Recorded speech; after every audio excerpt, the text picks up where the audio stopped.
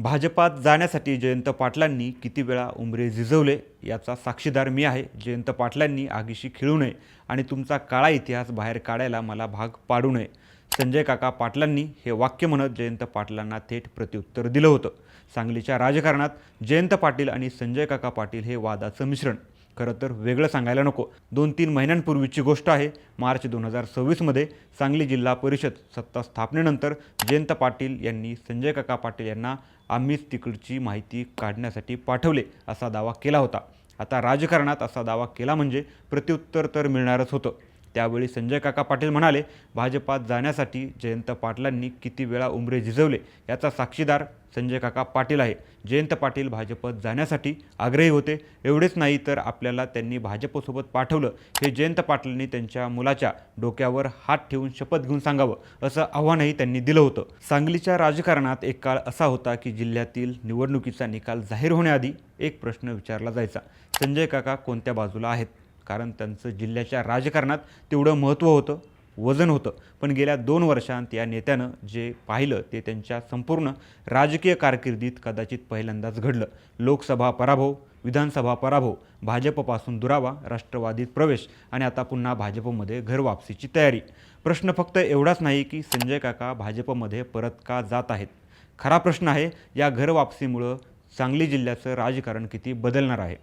आज या व्हिडिओच्या माध्यमातून संजय काका पाटलांच्या भाजप प्रवेशामागचं राजकारण आणि एकंदरच सांगलीच्या राजकारणावर प्रकाश टाकूयात। नमस्कार, मी संतोष मुंडे, तुम्ही पाहताय थोडक्यात। सांगलीचं राजकारण समजल्याशिवाय संजय काका समजणार नाहीत। पश्चिम महाराष्ट्र म्हटलं की साखर कारखाने, सहकार आणि राजकारण हे तिन्ही विषय एकमेकांपासून वेगळे करता येत नाहीत। सांगली जिल्हा हा पारंपरिकपणे काँग्रेस आणि नंतर राष्ट्रवादी काँग्रेसचा बालेकिल्ला राहिला। या जिल्ह्यात आर पाटलांनंतर अनेक वर्ष 2च पॉवर सेंटर दिसत होती। एका बाजूला जयंत पाटील, दुसऱ्या बाजूला संजय काका पाटील। दोघांचं आडनाव एक असलं तरी राजकारण मात्र पूर्णपणे वेगळं। जयंत पाटील हे राज्यस्तरीय नेतृत्व असलेले, सहकार क्षेत्रावर मजबूत पकड असलेले नेते, तर संजय काका हे जमिनीवरील संघटन उभं करणारं आणि कार्यकर्त्यांच्या बळावर निवडणुका लढवणारे नेते। 2014 मध्ये मोदी लाट आली, भाजप पश्चिम महाराष्ट्रात पाय रोवण्याचा प्रयत्न करत होता। अशा वेळी सांगलीत भाजपला एक मोठा चेहरा मिळाला। 2014च्या लोकसभा निवडणुकीत त्यांनी राष्ट्रवादीचे दिग्गज नेते जयंत पाटील यांना मोठा धक्का दिला। त्यांनी सांगली लोकसभा मतदारसंघ जिंकला। हा विजय म्हणजे खऱ्या अर्थानं पश्चिम महाराष्ट्रातील भाजपच्या विस्ताराचा प्रतिकात्मक विजय होता। 2019 मध्येही त्यांनी विजयाची पुनरावृत्ती केली। संजय काका सलग 2 वेळा खासदार झाले। याच काळात सांगली जिल्ह्यात भाजप मजबूत होत गेला। मग अचानक सर्व काही बदललं कसं, असा प्रश्न उपस्थित होतो। आता 2024ची लोकसभा निवडणूक आली। महाविकास आघाडी आणि महायुतीमध्ये जोरदार लढत होती। सांगलीमध्ये मात्र समीकरण वेगळं होतं। काँग्रेसचे बंडखोर आणि नंतर अपक्ष म्हणून मैदानात उतरलेले विशाल पाटील हे प्रमुख आव्हान बनले। स्थानिक पातळीवर निर्माण झालेली सहानुभूती, काँग्रेस कार्यकर्त्यांचा पाठिंबा आणि बदलाची भावना याचा फायदा विशाल पाटील यांना झाला। परिणाम, 2 वेळा खासदार राहिलेले संजय काका पराभूत झाले। हा पराभव केवळ निवडणुकीचा नव्हता, तो त्यांच्या राजकीय प्रवाहालाही बसलेला मोठा धक्का होता। लोकसभेतील पराभवानंतर संजय काकांनी विधानसभा निवडणूक लढवण्याचा निर्णय घेतला। तासगाव, कवठे महाकाळ मतदारसंघावर त्यांची नजर होती, मात्र भाजपनं त्यांना उमेदवारी दिली नाही। याच क्षणापासून संजय काका आणि भाजप यांच्यातील अंतर वाढू लागलं।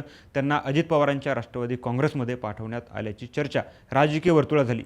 संजय काकांनी राष्ट्रवादीत प्रवेश केला, विधानसभा निवडणूक लढवली, पण पुन्हा एक धक्का बसला।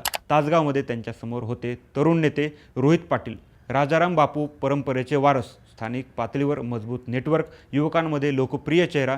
संजय काकांच्या अनुभवी राजकारणासमोर रोहित पाटलांनी विजय मिळवला। या पराभवानं एक गोष्ट स्पष्ट झाली, सांगलीच्या राजकारणात नवीन पिढी उभी राहत आहे आणि जुने नेते आता नव्या आव्हानांना सामोरे जात आहेत।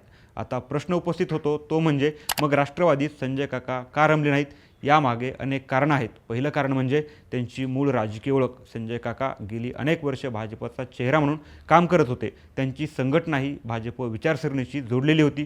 दुसरं कारण म्हणजे सांगली जिल्ह्यात राष्ट्रवादीमध्ये आधीच जयंत पाटील यांचं निर्विवाद वर्चस्व होतं। अशा परिस्थितीत संजय काकांना स्वतंत्र राजकीय अवकाश मिळवणं कठीण होतं।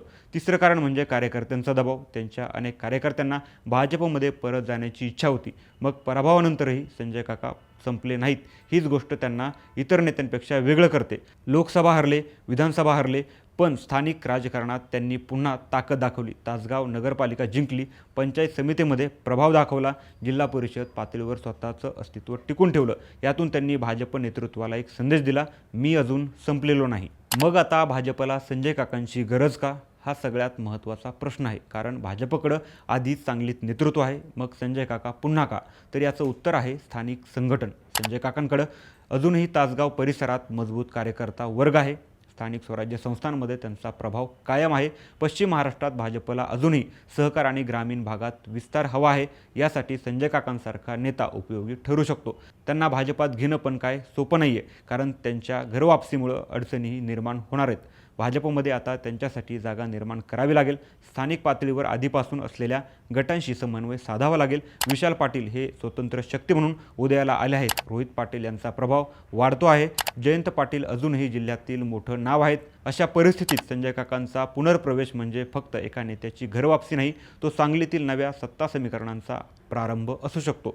30 जून रोजी मुंबईत त्यांचा भाजप प्रवेश होणार असल्याचं जवळपास निश्चित झालं आहे. पण हा फक्त एका पक्षबदलाचा कार्यक्रम नाही, तो संजय काका पाटील यांच्या राजकीय पुनर्जन्माचा प्रयत्न आहे. 2 पराभवानंतर त्यांनी पुन्हा संघटन उभं केलं, स्थानिक पातळीवर ताकद दाखवली आणि आता पुन्हा आपल्या जुन्या राजकीय घरात परतण्याचा निर्णय घेतला. पण खरी परीक्षा आता सुरू होणार आहे. कारण प्रश्न भाजपमध्ये प्रवेशाचा नाही, प्रश्न आहे संजय काका पुन्हा एकदा सांगलीच्या राजकारणात किंगमेकर बनवू शकतील का?